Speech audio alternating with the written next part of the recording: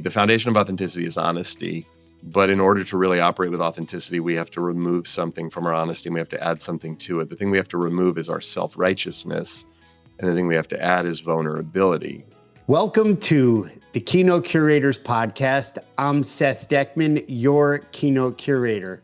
Today, we're talking about leadership, workplace culture, and how you can be more of your authentic self. Our guest is Mike Robbins. He's a best-selling author and expert in teamwork and emotional intelligence. Mike, welcome to the podcast. Hey, Seth, good to see you. Thanks for having me on. Good to see you again. It's been a long time, too long, but it's great to have you here. I just want to reach out to our audience and give a shout out for those that have come and returned to join us. And for the first timers, thank you for making the time to view and listen to us. We're excited you're here. If you like this conversation, share it, like it, love it, subscribe. It helps us bring you more incredible keynote speakers and content like Mike Robbins. So Mike, I want to start our conversation off by talking about the concept of bringing your whole self to work. You know, you've helped top organizations like Google, Microsoft, the NBA, building high-performing and trust-driven cultures, and I could go on and on. But my question is, why do you think authenticity is such a game changer skill for leaders and teams in general? Well, I think there's a couple aspects of it, Seth. I mean, on the one side, just for us as human beings, like, I was always the kid in school growing up where we'd be learning whatever we were learning. And I'm like, how come they're not talking about what's really going on, like in my head or in my heart or, and I just think for us to be able to have the freedom to be ourselves, express ourselves, show up as who we are. I mean, as simple and sort of corny as that sounds, I think it's that much more important in today's world than ever. And so there's the personal side of it. And people, there's so much research that shows like when you create an environment where people can be themselves and bring themselves, it just unlocks creativity and innovation and productivity, all these good things. And then on the team side of things, especially in today's world where we're, separated by time and space and connecting on Zoom and Teams and all the ways that the world's moving 100 miles an hour, it's so important if we're going to build trust and if people are actually going to get to know each other and be able to work with each other and collaborate and work through hard things, there's got to be a level of authenticity, which ultimately then leads to trust, and then more trust leads to more authenticity. So it kind of is a virtuous cycle. The simplest things often are the hardest. Yeah. We hear this word, I think the royal we. I don't know why in the ubiquitous nature of AI, authenticity seems to having a rebirth of a rebirth of a rebirth. I don't think it's ever really gone away. It can be a word that's overused. It can be a word that's leaned on with, I don't think, full understanding or full exploration. In simplest terms, talk about, people are like, I'm going to be authentic. And then they start like thinking about it. Like there's a process, the 7 steps to being authentic. And, it's this balance between like how to do something and make it versus like you're inhabiting it. You know what I mean? Could you distinguish that a little bit? Yeah, it's funny because I wrote my second book, which is now came out 16 years ago, was on authenticity. And that's when I really started to study it. And I have seen an evolution over the last, decade and a half or so with how we think about it and talk about it. And to your point, we use it a lot. So the word gets thrown around. And then there's this idea of, well, how do I be more authentic? And it's kind of like authenticity is the way, right? It's that saying, there is no peace, like destination peace is the way. There is no authenticity destination. So it's an embodiment of it. But the way that I define it is that authenticity, the foundation of authenticity is honesty. But in order to really operate with authenticity, we have to remove something from our honesty and we have to add something to it. The thing we have to remove is our self-righteousness. And the thing we have to add is vulnerability. So I call this the authenticity equation. It's honesty minus self-righteousness plus vulnerability. And as we start to get into that, then there's a little more nuance. There's a little more paradox. There is some deepening that we have to do when we really think about what authenticity means. But again, showing up authentically isn't this binary thing that like, I'm either brutally honest and I say everything that's on my mind, or I, sort of sugarcoat it and dance around it and walk on eggshells. And again, the word simple, simplicity, but they're big rocks. These are big Yeah. ideas. They sound in their big rock form, in their brute form, so simple, but there is a lot of subtlety and distinction to it. Yeah. And if the pathway is not the destination, and being authentic or authenticity is a way to access this teamwork, this communication, connecting as a leader, when we're not being authentic, what's going on? I mean, usually we're scared. Most of the time it's not like I mean, again, I often when I'm speaking, I'll ask, how many of you consider yourselves liars? And of course, people laugh, and every now and again, someone will raise their hand. But for the most part, we don't think of ourselves as liars. But then I'll say, how many of you from time to time massage the truth a little bit? And then, of course, everybody's like, well, yeah, that's life, that's sales, that's business, that's leadership. It's like, okay, Right. so now we're Right. talking about degrees. So it's not like we wake up in the morning and say, you know what I'm going to do? I'm going to lie, I'm going to deceive, I'm going to make Right. stuff up. But it's these subtle ways. And it's usually less even about massaging the truth. It's more about withholding what we really think. It's not Yeah. asking the question. It's not going, I don't think that's a good idea, or I don't understand that, or I'm uncomfortable with that. It's the texting under the table during the meeting, or sending the private message on Zoom when someone's talking about this is ridiculous, or what are they talking? It's those kinds of things. That's kind of what's usually happening. And again, it's most often not malicious. It's more just fear-based. And do you think it's also, within that fear, people, their response or reaction, I think might be the better word, is that they start faking it. Yeah, and look, I mean, one of the many paradoxes is like the notion of fake it till you make it is an important one. The notion of like dealing with our imposter syndrome. So you get promoted and now you're in this new role, and it's like, oh, geez, I don't feel totally prepared for this, which is everybody's experience, by the way, when they take a leap in anything. So there is some value in leaning into that fear and sort of faking it till you make it, and you start to figure it out as you go. At the same time, though, if we're faking it in a way where we're either not telling the truth to ourselves, or we're trying to pretend like it's not there. You know what I mean? Right. And so Right. it's subtle, but I think Right. there's a way for us to kind of just lean into that. And it doesn't mean, by the way, that we have to tell everybody everything about some of the fear or insecurity that we have, but it's about being honest with ourselves, and ideally being honest with some people around us who we can lean on. They say leaders admit when they don't know, or recognize, or are open about that. And that's fine. But then what do you do with that? And, Right. I don't know. Do you have any ideas? I don't know. What are your thoughts on that? I don't know. Where do you think we could find out? Yeah. I mean, there's deeper levels here, but I want to, first of all, for our viewers, this is some really rich, great stuff. And I know our audience loves all this kind of conversation about getting to the heart of the matter of what it is to be your true self. I think one of your books is Be Yourself, Everybody Else is Taken. Is that Yeah. right? Mm-hmm. Okay. But it's something I want to ask you personally. You had a journey as a professional athlete. You Yeah. were drafted out of high school by the New York Yankees. Go Yankees. You opted to go get a wonderful education. You then were signed, I think it was the Kansas City Royals. Yep. The big leagues never happened because of an injury, but you Right. were playing it in rarefied air. Did you have that? I don't know if it's a version of I don't know what I'm doing, but a little bit of the imposter. How did that play out for you?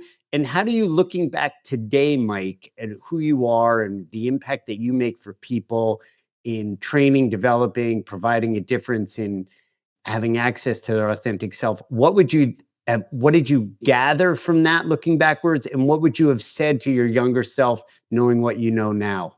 Yeah, those are good questions. I mean, I started playing baseball at 7, T-ball, and, got to pitch at Stanford, and then got to, did get drafted by the Kansas City Royals. I got hurt my 3rd season in. So I was still in the minor leagues. I still had a few more levels of the minor leagues to go to get to the big leagues. And I mean, I think, there was some imposter syndrome in a sense. I mean, look, I'm barely 6 feet tall.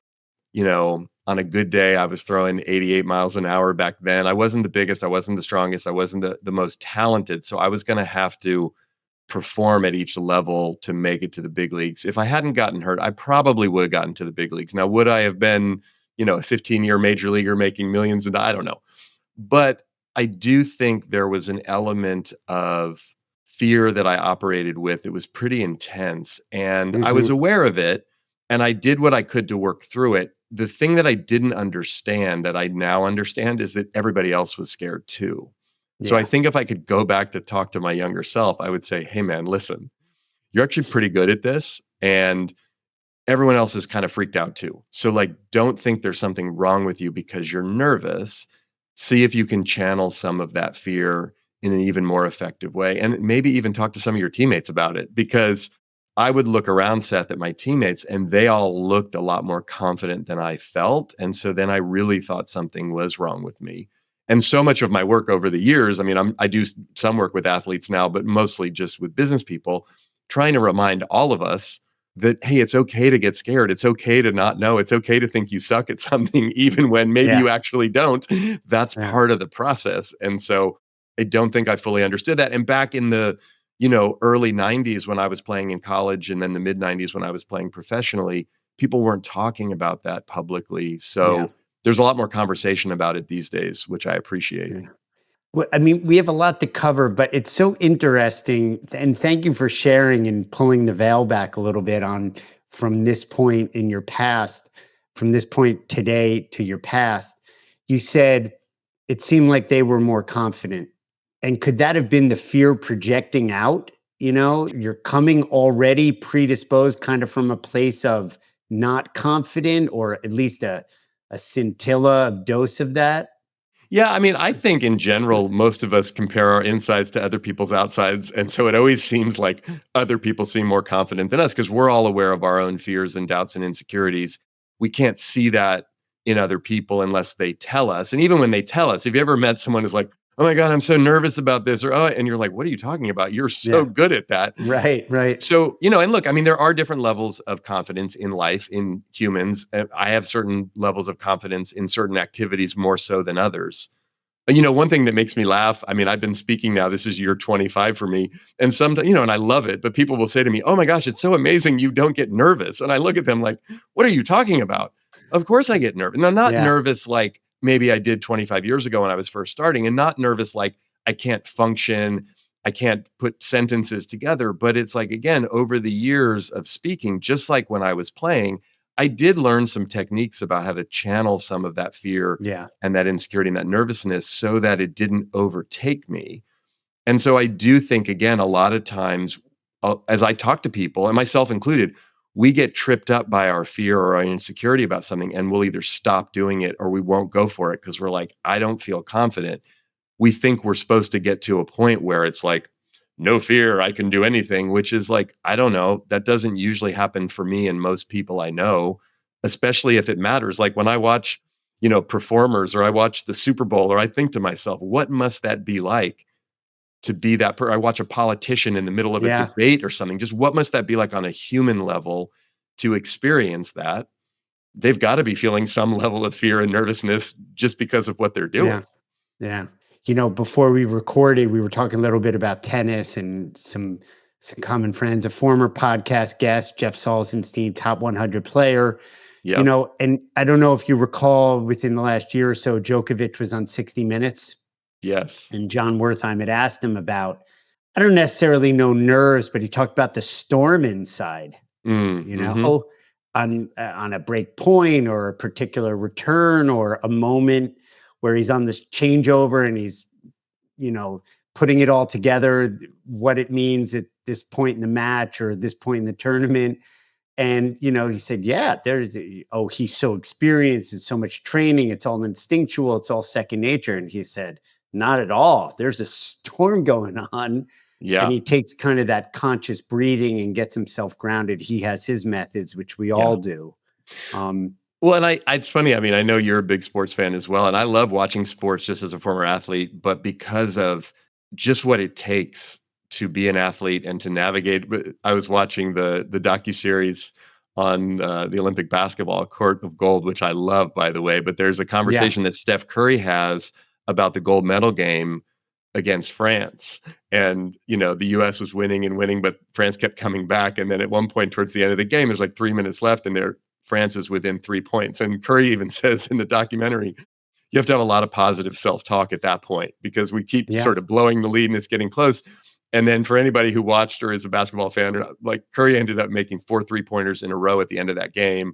The Yeah. last one is like a 30-footer falling away with 2 guys on him. But just hearing him talk through the experience. And he even said at one point when he made the first 3-pointer, he went down the court and he did this sign, like physical sign of like calm down, like he was saying it to the crowd and to everyone. Yeah. But he even said, I was actually saying that to myself, like calm down. Yeah. And so again, to your point about Djokovic, or if we're talking about elite athletes, even if you're not a big sports fan listening to us or watching us, it's like whatever it takes in those moments, I think for all of us, figuring out mental, emotional techniques to calm ourselves down and bring us into the present moment, like that's what life's about. That's what leadership's about. That's what performance is about. I mean, that's what parenting is about. It's like, can I calm myself down enough to respond to the present moment as best as possible? And that's really where authenticity shows up in the moment. Yeah. You know, for our subscribers, we'd love to hear your comments, whether as a parent, we have a lot of parents that chime in on our podcast, or business leaders, athletes, sports lovers. We'd love to hear from you where, you know, you're challenged in that aspect and how you deal with it. Please, you know, join us in the conversation. Mike, I want to shift gears a little bit. It's all kind of connected on our through line. The future of work, hybrid work, remote work. Frankly, I'm inclined right now, it's work. It's just work, yeah. And you happen to be remote. You often are in Terminal C in O'Hare Airport and you're working.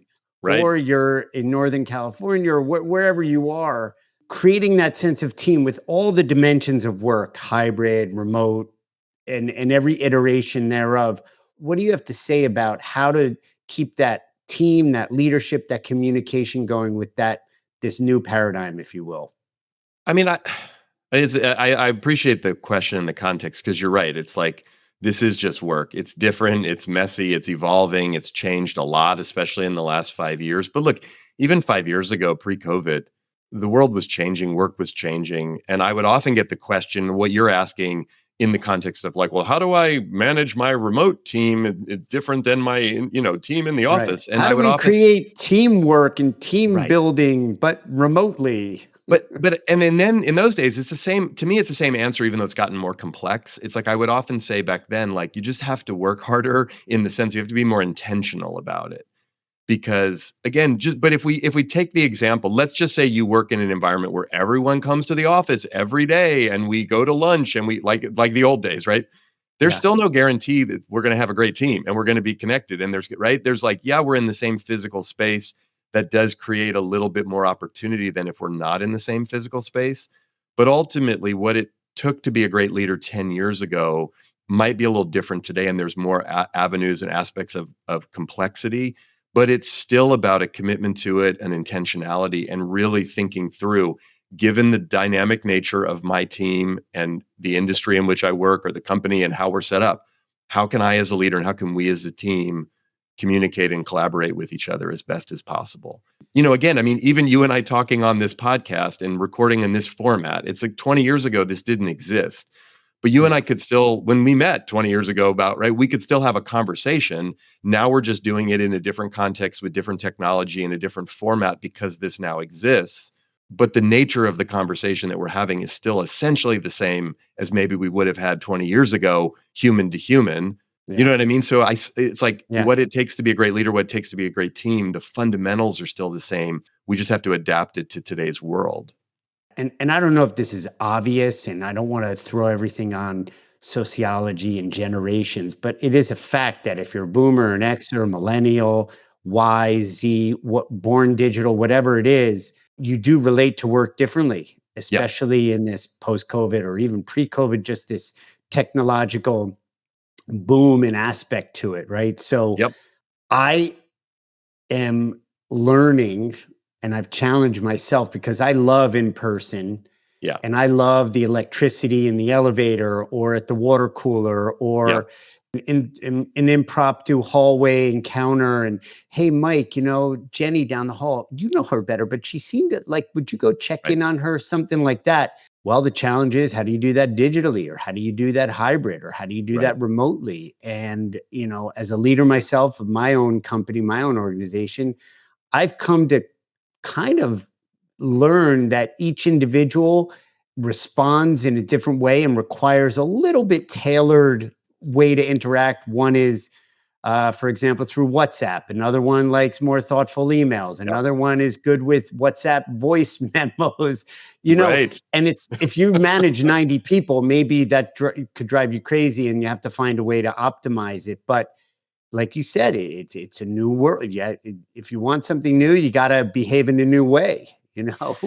Totally. Well, and I like your approach to this, Seth. I think customizing it to the people you actually lead. And again, the bigger the organization, the more people, the more challenging it gets. You're right, because you got to scale it, and there does need to be some kind of, here's how we communicate. Are we using Slack? Are we using Teams? Are we, and look, sometimes you just have to adjust to that. But I do think utilizing the technology and then customizing how we're going to interact with different people in a way that works for them and works for us. You mentioned the voice memo thing. My wife and I have been together for 25 years. We now communicate a lot via text voice message because she loves it because I can't interrupt her and ask her questions. So she gets to just finish a thought. But right, you're like, what did you mean by that? Right. No. But it ends up being this funny thing that like we actually voice message each other in the mornings, or like we're out on walks, or we're sharing things with each other. And it's actually opened up this new avenue of communication for us in our marriage, 25 years in, where we communicate pretty well as it is. We love each other very much, but it actually has created this other dynamic that I'm like, wow, this is cool. And again, that's in our marriage, right? But if you think about this with your team, even finding out what's the most effective way for us to communicate with each other. Yeah. And or am I doing certain things in the way that I'm communicating? It could be, again, you and I could be the same age, have the same background. So it's not even a generational thing, although to your point, that can have an impact, but just it's a preference thing. Yeah, exactly. Right. Because there's introverts, there's extroverts, there's ambiverts, there's people that, work in the morning or do better in the afternoon. Totally. And I've asked, is this work for you? Is this okay? And, then I know, then I have kind of my pathway, right? Yeah. And that's an aspect, by the way, going back to our conversation about authenticity, like being an authentic leader is about, right, removing the self-righteousness, which is I'm right, this is the right way to communicate, and adding the vulnerability, which is like, does this work for you? And please tell me the truth, because they might say, actually, it doesn't, and here's what does. And then as a leader, you might be like, well, I don't know if I can communicate that way or if I want to communicate that way. But then we're going to have to make some compromise and adjust accordingly. Because again, the old school model of leadership is like, it's my way, you adjust to me. Whereas in today's world, you still can be in charge and be the leader. And when push comes to shove, if it's a tie, it's going to go to the leader, or you're going to default to like, hey, it's my company or it's my team. So we're going to operate this way. But ultimately, the more conscious negotiation we can do so that we customize it, and to use, curate, as you talk about, really curate it in such a way so that it really fits the team that we have, then we're going to actually perform better. It's curating right there. You teed me up. I just want to, acknowledge our viewers. They're so loyal. They're so faithful. They keep coming back. Again, this is really great conversation. Share and share alike with your friends and family and coworkers and colleagues. It's a privilege to have you on, Mike. I want to turn the corner a little bit in talking about curating. As the sands are shifting, technology, workplace, remote work, styles of leadership, how we communicate. How have things changed for you on how you're preparing and what you're doing for your keynotes and how you're interacting with clients? And what have you seen that's exciting you, and how you've been able to, adapt and shift with the shifting sands, if you will? Well, I will say, you can probably relate to this, having been in this business for quite a while as well. Like the last 5 years have been just, I was saying to someone like I didn't think anything would be more intense and disruptive than, say, the recession in 2009 and 2010. But the last 5 years have just been, it's different now. It's a little more settled now than it was even a few years ago, but just so many things are changing constantly with everything we went through with the pandemic, with all the different ups and downs of, economic instability and political changes and social changes and so many things in the way we work and technology, and now the rise of artificial intelligence. What I'm finding is, continuing to come back to like really connecting with my clients, human to human, even if we're doing it over Zoom or over text or email or however, right? But Right. really finding Or out like voice to text. voice to text, right? Like what's actually going on? Because in most places I am, whether I'm in Silicon Valley, whether I'm speaking in healthcare or folks in finance or people in the nonprofit world, almost everybody is some version of exhausted still and just aware of the unknown and the uncertainty that not only have we been through this unprecedented sort of bonkers time the last 5 years, it seems like what may be coming next, while hopefully not quite as bonkers in certain ways, is going to just be more change, more uncertainty. I often, when I'm standing on stage, I'll say some version of Seth, imagine if I were standing here 5 years ago, or at the beginning of 2020, and I said to you, hey, here's what's about to happen over the next 5 years. I mean, everybody laughs because I'd be like, it would be hard to imagine that if I said all the things that actually happened over the last 5 years, you would, A, believe me, you would think I'm crazy. And B, if you did believe me 5 years ago that all these things were going to happen, you would assume there's no way we could get through all of that. And I think, again, what most people, really smart people, a lot smarter than me, are telling me about sort of what's coming is the level of disruption in how we work and life and everything is going to be pretty intense in the next 5 years or the next 10 years. So in a lot of ways, I keep coming back to, as simple and almost corny as it sounds, it's like, how can I stay present with what's actually going on in my own life and around me and my own team? And how can I engage with the real people that I actually do business with to find out what's actually going on with them? Because I think, to your point, like the whole future of work, hybrid work, or here's the 10 steps to this thing, I don't think that's relevant because I think things are changing all the time. And I do think we have to just keep meeting the moment. And I think if we're having this conversation in 6 months or a year from now, I think things will probably be changed quite a bit from how they are right now. For sure. And I was very careful to omit the word just. It's not just work, it's work. Happens today, I happen to be doing this, and another day this, and next month this. I would be remiss. We're coming to the end here, unfortunately, but I would be remiss.